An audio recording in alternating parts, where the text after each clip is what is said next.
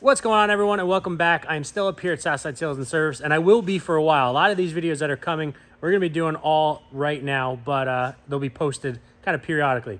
So a big thing that we get a lot of comments or questions or concerns is darting. Now, darting is when you're going down a trail and your sled kind of just has a mind of its own, really. You're just, you can't really control it. You can't hold it in one line, and it's grabbing all the other tracks going down the trail. So when we get that, there's a lot of questions that we start with, and then there's a bunch of things that we have here today that we're going to show you how to help your darting. And now, really, the number one thing, which we're going to have Bruce here explain, is tow.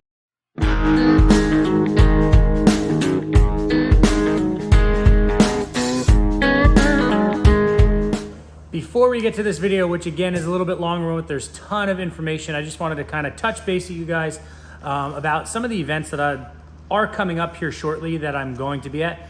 For starters, I will be at Heydays. I'm going out there with Upstate Blake and Tony Cat, and now on top of that, Bruce also decided that he's going to go.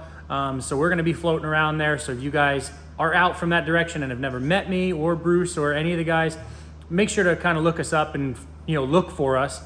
We will be there. I'll be at Epping drag races.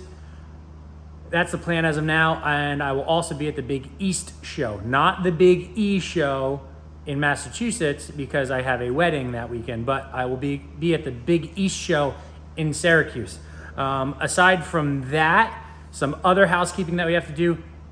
Giveaway still live, guys. So I know you guys support with watching. I know you guys support with liking and sharing, and you got a ton of you guys go back and forth with me all the time.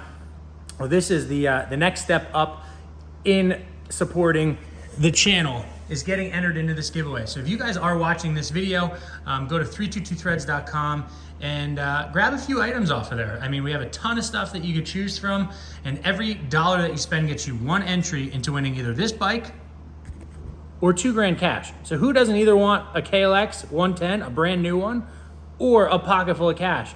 Kind of no brainer. So go grab a t-shirt or a hat or sweatshirt like the one that I'm wearing, and you could get entered, or you could potentially win that. So guys, head on over there, support. Ryder would appreciate it, right, girl? And back to the video. So tow is checking to see if these skis are parallel with each other, exactly, or if they're towed in where the tips of the skis are closer together, or they're towed out where the heel of the ski is closer together. So this is what we're gonna do and kind of show you how to do that and kind of talk about how bad and how good it can be. So first thing you wanna do is get on the sled and set the bars straight. You can look, there's plenty of marks on the hood that you can kind of straight line your riser right down with the hood line so that you know that the bars are straight, and obviously sitting on it knowing that they're straight. You get them as close as you can. Yeah. So the next thing is you can grab the ruler and measure from carbide to carbide from one side to the other to see how bad you actually are. Right. So you're gonna go from the center of the front carbide bolt to the same over here, and then also in the rear, go across and go to the rear carbide bolt to this one. So that's kind of the first check to see, are you really bad? Right. And again, these are CNAs, so some of you guys are gonna have stock skis. So on these, we're gonna go you can go from the front center bolt for the carbide here, and then you have the center of the rear bolt here. But you do have the option on a Polaris ski, there's a mold mark right here, and that's dead center in the ski. So the farther apart you can get when you're checking, the more accurate you're going to be. So in this case, you can go from that bolt to that dot and then measure just like we told you on the CNA. Same thing. So in first check, when you do that, just seeing how close you are. Are you a 1/4 inch off? Are you a 1/2 inch off?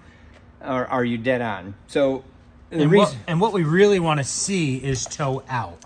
Right. We're looking for an 1/8 inch of toe out. We don't want the toe, when you start towing skis in, that's when they start tracking and darting of what we're talking about. We want it towed out. So we want the tips of the skis an 1/8 inch out compared to the rear.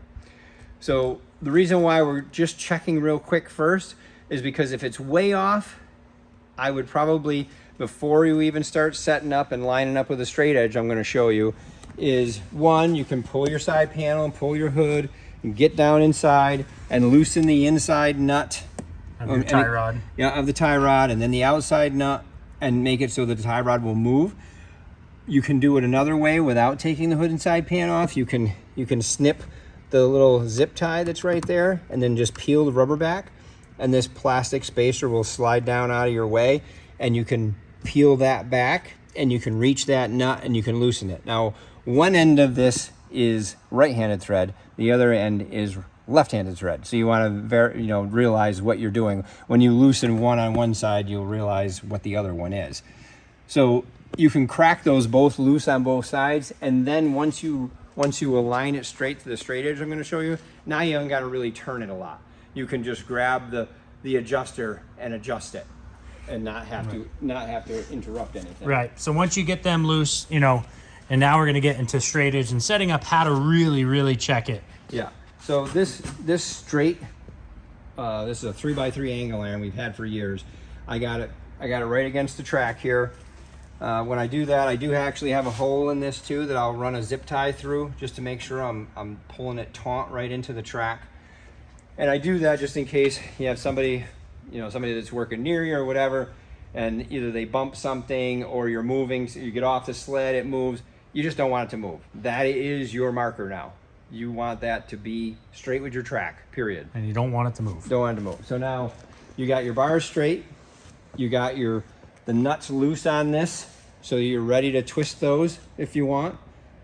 And then you start checking and you go to this straight edge right here to the center of the carbide bolt, and then back here from this to the center of the carbide bolt to know where you're at. Now, what you're trying to do is see, is that ski straight with the track? If it's off a half an inch before you make any adjustment, you should check this one. Do the same thing. Come over here, go to the center of the carbide bolt, same again in the back. The reason why I say that is just seeing, like, do I have one good ski or are they both messed up? So I would just do that before you start turning, just so that you have an idea of where they are. And then, so if this ski was a half inch off, say it was a half inch larger distance from here to here than there to there, that means it's towed out a half an inch just from that point right there. Right. So you want to get that first ski in plane with that straight edge. And then when you do that, so if you did loosen the nuts and okay, this is what I'm going to do, then you just twist this, and if it's towed out, what you need to do is you're going to be lengthening this rod. So you're going to turn this rod so that, and you'll see the ski immediately go like this. It moves pretty quickly when you turn that, because you're adjusting both ends of the rod. So you do that real quick and then check it and go, okay, yep, I'm good and square now. What you do want to do is come back up, sit on the seat, and double check that bar. Yeah, make sure you haven't moved it. Yeah, because when you turn that, it's connected to the steering post. So if that ski doesn't want to move, say it's good sharp carbide, it's in that concrete, you go to turn it, it ain't moving, it's moving that. Okay, so you lengthened it, you did what you were supposed to do, but the ski didn't move. So you need to come back up and make sure that's straight, or you have somebody sitting there making sure that it, somebody that has a good eye, and they're paying attention. So you just have to be aware of that, because now you want to make sure, okay, that was straight, I just moved my ski, I'm parallel with that plate now, perfect. Okay, now you've got a baseline. Now you come back over and you run from this one to this one, and you see, how close am I now?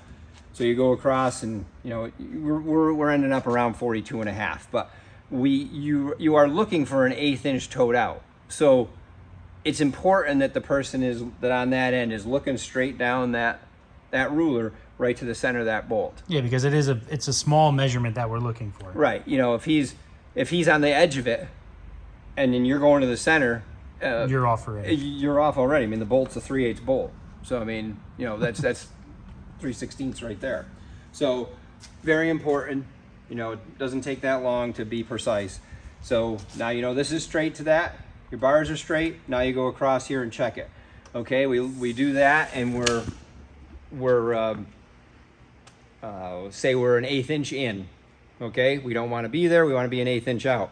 We go over to this one. We twist that rod. We're an 1/8 inch in. That means that we are going to shorten that, and we are going to pull that ski, the tail of that ski in, get the tip back out again, and we're going to get it past parallel and go for that 1/8 inch out. Mm-hmm. So that's what we're doing to gain that. And now once we got it there, you know you got it. Get back on the seat yourself. Yeah, I'm straight. Run it back across again. Okay, I'm good. Tighten the nuts. Measure a couple times. Yeah, always. And then the other thing is, okay, so now you come down here. Here's your rods, and you're going to be tightening these nuts. If we did it like we were talking about, where we had already loosened both ends, you made those quick adjustments. When you go to tighten this, you're going to be tightening both nuts in the same direction, because one is tightening into the bar this way, the other is tightening into the bar from the other side, but it's left hand, right hand. So realistically, you're tightening in the same direction because of that. Right. It's kind of confusing, but that's the truth. So what you want to do is, say you're tightening this righty-tighty. Say this is the right hand one. You want to make sure this ball joint is cocked all the way down. You put a wrench right on here, and because you don't want to move it, because you'll be changing your distance. So hold that there, tighten it up. So now when you are going to tighten that one, you're going to tighten it in the same direction. You want to make sure that the ball on the other end also is flipped in that direction. If you are, you push the rubber back out of the way, you see the nut, you get the wrench under there and you tighten it up, okay, we're good. But if that ball joint isn't pivoted, these ball joints could be opposite to each other, like this. And then it's not going to spin. Not what you want, because now when you're going down the trail and you're turning, these have to be able to pivot back and forth. So if you tighten it and you don't realize that, and they're like this, it's not a good scenario. You always want to make sure. And once you've turned this, tightened and locked it, now you're not going to change that distance, because now you've just stopped this from being able to turn. So now you can move the bars, pull it out so that you can get that nut way out here, and and put the wrench on it, and you can see the ball joint, turn it in the direction you want, tighten it up, and then just grab onto this, make sure that it is full motion, move to the next one. And that will get you where you want to be. You guys should check. But that is not the only thing that is an option to alleviate darting, which is what we're going to go over now. Right. So, and we've touched on some of these things before. So but on any snowmobile really, but this is all Polaris stuff, is inside that spindle, you're dealing with 2 plastic bushings, which are pressed in to either side of the spindle. And then you have a sleeve, which goes through that. So this is on each end, just like that. So when you're putting the ski on, your spindle is right here. So you're not really seeing this, but this is what's happening, is you're putting this in there and you're putting the bolt through, and then you're putting a nut on and you're tightening it up. So in the end, your play in here is very important. Like this here, I've got play because, this bolt isn't loose, isn't tight. So there's a little bit there, and again, a little bit, and then all of a sudden you got skis going like this. So when you are tightening this washer and this nut, you are actually squeezing the ski and squeezing the tube or bushing that runs through the spindle where the bushings are. So your play, if things are correct, if you haven't hurt the plastic that this bushing is molded into, CNA, similar thing. If this is nice and tight, this isn't your problem. When you tighten this up, this bushing becomes any play that's there, that 10 thousandths or whatever they have for clearance. When you tighten this up, now your play is not from the bolt to the bushing, period. So now you're dealing with, okay, how are my bushings in my spindle? Do they need to be changed? Because you could definitely have play in these that are in your spindle. So, this here, if your ski is good, your bolt's good, that is not where your play is. Your play is between bushing to bushing, or again, when you're doing it with the ski, that magnifies it. You know, you're grabbing onto the end of it, and Yeah, you got way more mechanical advantage, and it'll than show. just doing what I'm doing. But that is the gist of where your darting comes from. Is if your toe, other than your toe being off, but you have looseness, so the skis are moving. There is where your culprit is here. Yeah. And because when you're sitting on the sled, like Jesse was saying, when we got on somebody's sled last year, I mean, you're going down the trail and you're trying to hold the skis straight. Your body is literally moving because you're trying to hold the skis straight, and you'll be behind somebody and you can see their body constantly moving. It was almost comical. Yeah. And then if you have somebody coming at you and they get on the brakes because, you know, you're buzzing along at 40 or 50 miles an hour, and then, you know, people let off, or you get on the brakes a little bit, as soon as you put the weight on the skis more, it's worse. So now they're already darting, and now you're coming to pass each other, and they touch the brakes, and now it's really darting them. So if it's an inexperienced rider, it really gives them a really bad time. Even as an experienced rider, it gave us a bad time. Yeah, I couldn't wait to get off that thing. No, I know. But when you have somebody coming at you, you don't know what their experience is. Right. And if they're not experienced, they're on it. They're not having a good experience, so they're already not real happy. And obviously, there's plenty of trails where things are a little tight. So again, those things all make a difference, because if it's going down the trail and it's nice and straight, and you get on the brakes, it's still straight. If you got darting, you get on the brakes, it's going to get worse. And you know, for that instant. Because, you know, we do so much talking about suspension and ski pressure. We're going after steering. We want that ski pressure. We're telling you to, you know, thread your spring nut down, so you pick the nose up a little. We talk a little bit about if you're going to pull the strap, depending on how aggressive a rider you are, the right springs in the rear, so that 250 pound guy isn't getting on the gas and squatting the sled and taking pressure off the skis. Well, all those things enhance darting. Yeah. All the things that we're talking about. So these things all mean something, because we're trying to make it so that it handles as good as it can, but not dart. Mm-hmm. So you have to solve the darting question while you're doing this. Right. So definitely toe, these bushings, and now we're going to kind of touch on a couple things of some of the add-ons. Yeah, add-ons that you could do to even alleviate darting even more. And we have talked about some of these before, but this we're going to get into it a little. Into it. This Polaris ski has been out since 2013. It's the Pro Steer ski. Works really well. But it will dart. I mean, it just will. Especially, again, nowadays we have sleds that have more ski pressure. They turn better. They're going to dart more. The way they made this ski is they have this smooth section, so they're supposed to flatten the snow out before the carbide enters it. Well, this isn't as aggressive as it needs to be, because today's sleds are more aggressive. So Woody's came out with the Navigator, which we've talked about before, and you have to drill a hole right here that this goes through, but this sits in, and you're drilling a hole like right here, so it sucks it down nice and tight. So this is actually right against the ski when we're done, but this gives you a much bigger flat area that is against the ski to wash out that track that has been there from whatever. Mm-hmm. And this winter, there was a lot of darty snow early. I mean, it was just, there wasn't a lot of it, but the way the temps were, you know, you could see the lines in the snow that were there, and it's like and then, you know, the snow set up, so now you're going to track into it. The Navigator really mashes that out and helps a lot. Mm-hmm. So again, combined with the things that we just talked about, and then putting something that's giving you a new smooth surface to go over, it makes a big difference. You know, because this ski here is a stock ski, which has the 4-inch carbide that comes from Polaris. This is a Woody's carbide round runner, round host bar they call it. You know, we're changing all the time now to these Mavericks, which is a Woody's product. Deeper, again, more aggressive, because this is what we're going after, because one thing you want to do when you do want to steer is steer. So this is what we're doing. But again, when we go after all the things that we're talking about, so that it does steer when you want it to steer, it steers under power, it enhances darting. That's why you have to stop it. Right. Yeah.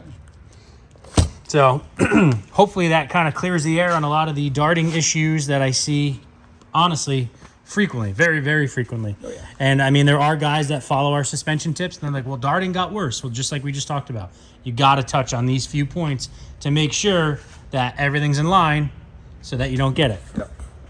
But again, as always, you guys could drop comments, questions, whatever you want down in the comments. I will get back to you, but that is going to do it for this video. Make sure to like, make sure to subscribe, and we'll see you guys in the next one.